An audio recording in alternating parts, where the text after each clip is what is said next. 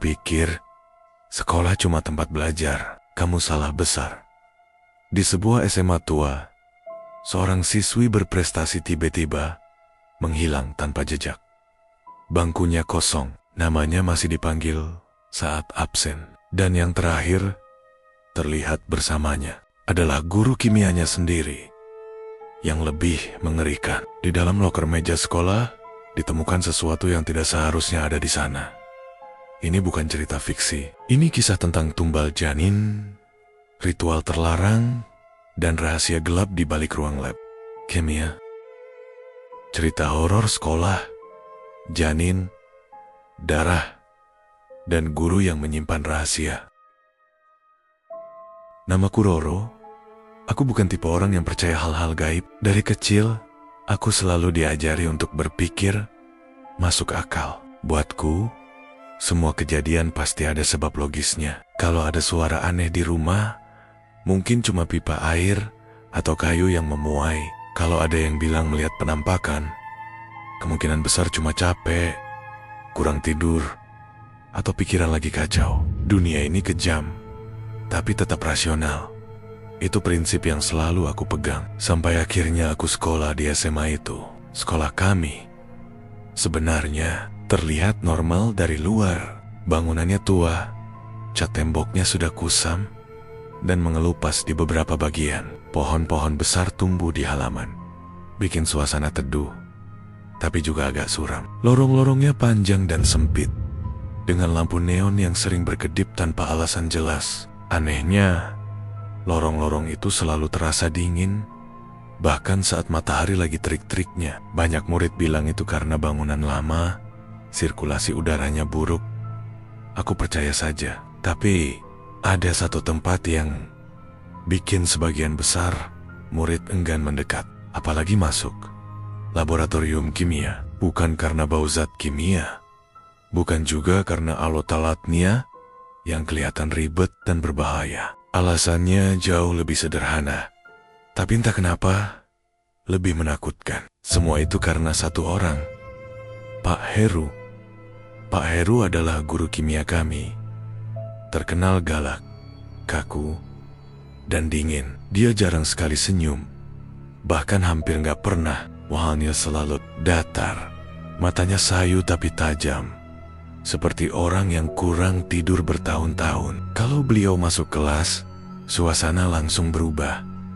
Suara obrolan mendadak mati. Nggak ada yang berani ketawa, apalagi ribut. Bahkan anak paling bandel pun mendadak jadi kalem. Cara Pak Heru berjalan juga aneh. Langkahnya pelan, nyaris tanpa suara. Kadang aku merasa beliau muncul begitu saja di depan kelas, tanpa terdengar pintu dibuka. Setiap kali menjelaskan pelajaran, suaranya datar, tanpa emosi. Tapi kalau ada yang salah jawab atau nggak bisa menjawab, nada suaranya langsung dingin dan menusuk. Bukan teriak, tapi justru bikin jantung ciut. Di kelas kami, ada satu murid yang selalu jadi pusat perhatian tanpa berusaha menarik perhatian. Namanya Laras. Dia pintar, nilai-nilainya hampir selalu sempurna, tapi orangnya pendiam. Jarang ngobrol, jarang tertawa. Dia selalu duduk di bangku paling belakang dekat jendela, memandang keluar, seolah pikirannya selalu ada di tempat lain. Banyak yang iri sama kecerdasannya, tapi juga segan buat dekat-dekat. Ada aura aneh di sekelilingnya. Bukan menyeramkan, lebih ke sunyi. Aku cukup sering memperhatikan Laras, bukan karena curiga, tapi karena dia sering jadi satu-satunya murid yang berani menatap Pak Heru lurus-lurus saat dia menjelaskan pelajaran. Kadang mereka terlihat ngobrol berdua setelah jam pelajaran selesai. Pak Heru berdiri terlalu dekat, sementara Laras hanya menunduk. Waktu itu aku nggak mikir macam-macam. Kupikir mungkin soal lomba atau pelajaran tambahan. Sampai suatu hari, Laras nggak masuk sekolah. Hari pertama, aku pikir dia sakit. Hal biasa, tapi besoknya dia tetap nggak datang. Bangkunya kosong, jendelanya tertutup, Seminggu berlalu. Namanya masih dipanggil saat absen. Tapi gak pernah ada jawaban. Anehnya, pihak sekolah seolah bersikap biasa saja. Gak ada pengumuman, gak ada penjelasan, seolah Laras memang gak pernah ada. Dari situ, rumor mulai menyebar. Awalnya cuma bisik-bisik. Katanya Laras hamil, katanya dia tiba-tiba dipindahkan sekolah. Katanya dia dikeluarkan secara diam-diam. Tapi rumor yang paling bikin bulu kuduk berdiri adalah satu hal. Yang terakhir sering terlihat berbicara lama dengan Laras adalah Pak Heru. Aku menolak percaya. Otakku langsung menolak mento-menta gosip itu. Terlalu berlebihan, terlalu kejam.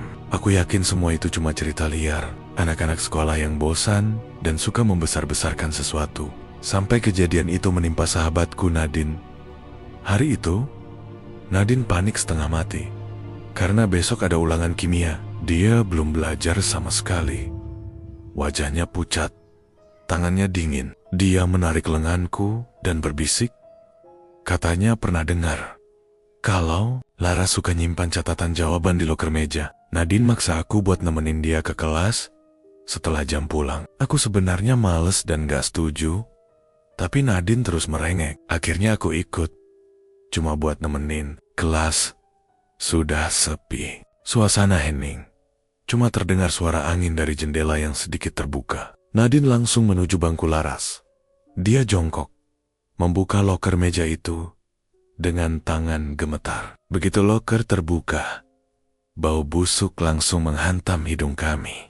Bau amis, menyengat, bikin perut mual seperti daging busuk yang dicampur cairan kimia. Aku refleks menutup hidung dan mundur selangkah. Aku sempat ngomel, nanya Nadine nyimpen apa sih Laras di situ.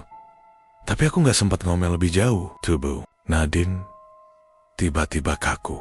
Tangannya berhenti bergerak, matanya melotot, lalu terbalik ke atas. Mulutnya berbusa, dan dia jatuh ke lantai sambil menjerit keras. Teriakannya bukan teriakan Nadine. Suaranya berat, serak, dan terdengar penuh amarah. Janin itu milikku. Aku terpaku beberapa detik sebelum panik mengambil alih. Aku lari keluar kelas sambil teriak minta tolong. Jantungku hampir copot. Dalam kepalaku cuma ada satu pikiran yang terus berulang. Sejak saat itu, aku sadar sekolah ini bukan cuma bangunan tua yang dingin. Ada sesuatu di dalamnya, sesuatu yang busuk, gelap, dan sudah lama disembunyikan. Nadine dirawat di UKS sore itu. Tubuhnya terbaring lemas di ranjang kecil, berseprai putih yang sudah agak kusam. Wajahnya pucat, bibirnya kering, dan napasnya tersengal seperti orang yang baru selesai lari jauh. Tangannya dingin saat aku genggam. Dingin yang gak wajar, seperti bukan dingin orang kelelahan, tapi dingin yang berasal dari dalam. Dokter sekolah datang sebentar, memeriksa denyut nadinya, lalu bilang dengan nada datar kalau Nadine cuma kelelahan dan syok ringan. Katanya Nadine butuh istirahat dan jangan terlalu dipikirkan. Setelah itu, dokter pergi, meninggalkan kami dengan bau minyak kayu putih yang menyengat. Aku mengangguk saja di depan dokter, tapi dalam hatiku, aku tahu itu bohong. Karena aku melihat sendiri apa yang keluar dari tubuh Nadine waktu dia kejang di lantai kelas tadi. Di antara teriakan dan busa di mulutnya, aku melihat bayangan hitam itu. Bentuknya gak jelas, seperti asap pekat yang bergerak melawan arah angin. Bayangan itu keluar dari dada Nadine, menggeliat sebentar, lalu menghilang ke sudut ruangan. Sampai sekarang, setiap kali aku memejamkan mata, bayangan itu masih terbayang. Jelas. Saat aku masih duduk di samping ranjang Nadine, seseorang berdiri di ambang pintu UKS. Seorang cowok tinggi dengan wajah pucat dan mata yang terlihat terlalu serius untuk ukuran anak SMA. Aku langsung mengenalnya. Dia Arlan, murid pindahan yang baru beberapa bulan masuk ke sekolah kami. Banyak yang bilang dia aneh, pendiam, jarang bergaul, dan katanya bisa melihat hal-hal yang gak bisa dilihat orang lain. Biasanya aku cuma nyengir kalau dengar cerita itu. Menurutku itu cuma cara orang cari perhatian. Tapi hari itu, saat Arlan menatap Nadine dengan wajah tegang, semua ejekanku di kepala langsung lenyap. Arlan mendekat dan bicara pelan, hampir berbisik. Katanya, apa yang menempel di Nadine bukan makhluk sembarangan. Itu penunggu ritual. Kalimat itu bikin tengkukku merinding. Cara Arlan bicara nggak terdengar seperti orang bercanda atau sok misterius. Nadanya serius, berat, dan penuh ketakutan yang ditahan. Aku nggak langsung percaya, tapi aku juga nggak sanggup membantah. Aku sudah terlalu banyak melihat hal yang gak masuk akal hari itu. Malamnya, setelah Nadine dijemput orang tuanya dan sekolah mulai sepi, aku, Arlan, dan temanku Fanny nekat balik ke kelas. Fanny awalnya menolak, tapi setelah aku ceritakan semuanya dengan suara gemetar, dia akhirnya ikut. Wajahnya tegang sejak kami melangkah masuk ke gedung sekolah yang sudah gelap. Lampu lorong cuman menyala sebagian. Bayangan kami memanjang di lantai keramik yang dingin. Setiap langkah terasa terlalu keras di telinga. Aku bisa dengar detak jantungku sendiri. Kelas kami ada di ujung lorong, dekat tangga yang jarang dipakai. Tempat yang dari dulu terasa nggak nyaman. Kami masuk ke kelas dengan senter dari ponsel. Bangku-bangku tersusun rapi, tapi suasananya beda. Udara terasa lebih berat, seolah ruangan itu menyimpan bau yang enggak kelihatan. Arlan langsung menuju bangku Laras. Wajahnya pucat. Loker meja itu masih tertutup rapat. Arlan bilang pelan, agar kami siap mental. Fanny berdiri agak jauh sambil menutup hidung. Aku jongkok di samping Arlan. Tanganku gemetar saat membuka loker itu. Di dalamnya ada plastik hitam terikat rapi. Begitu plastik itu dibuka sedikit saja, bau busuk langsung menyembur keluar. Bau amis yang bikin perutku langsung bergejolak. Aku gak kuat. Aku muntah di lantai kelas. Air mata keluar tanpa bisa kutahan. Bukan cuma karena bau, tapi karena apa yang kulihat. Di dalam plastik itu ada gumpalan kecil berwarna abu-abu kemerahan. Bentuknya nggak sempurna, tapi aku tahu itu bukan benda biasa. Ada juga beberapa kertas kusut penuh noda darah. Di atas kertas-kertas itu ada coretan simbol aneh, garis-garis melingkar, dan tulisan tangan yang berulang-ulang menulis satu nama, Laras. Nama itu ditulis berkali-kali, seperti orang yang kerasukan atau putus asa. Tinta dan darah bercampur jadi satu. Arlan gemetar hebat. Tangannya sampai susah digerakkan. Dengan suara bergetar, dia bilang kalau ini bukan cuma pembunuhan. Ini ritual tumbal. Ritual yang sudah direncanakan lama dan dilakukan dengan sadar. Pelan-pelan, Arlan menceritakan semuanya. Katanya Pak Heru punya istri dan anak yang sakit parah. Tapi sakitnya bukan penyakit biasa. Mereka kena serangan santet, kiriman dari keluarga korban pelecehan Pak Heru di masa lalu. Arlan bilang energi dendam itu kuat, dan Pak Heru memilih jalan paling gelap buat melawannya. Untuk menyelamatkan keluarganya, Pak Heru butuh tumbal. Bukan sembarang tumbal, syaratnya mengerikan. Janin dari siswi dan nyawa manusianya. Aku merasa dunia berputar. Kepalaku pusing, kakiku lemas. Aku bertanya dengan suara hampir nggak keluar. Soal Laras? Arlan menatapku lama. Matanya berkaca-kaca. Laras belum mati. Kalimat itu terasa seperti palu yang menghantam kepalaku. Arlan bilang, Laras masih hidup, tapi ditahan. Dan ritual itu belum selesai. Malam ini adalah malam terakhir. Kalau ritual diselesaikan, nyawa Laras benar-benar akan diambil. Saat aku tanya ritual itu dilakukan di mana, Arlan gak langsung jawab.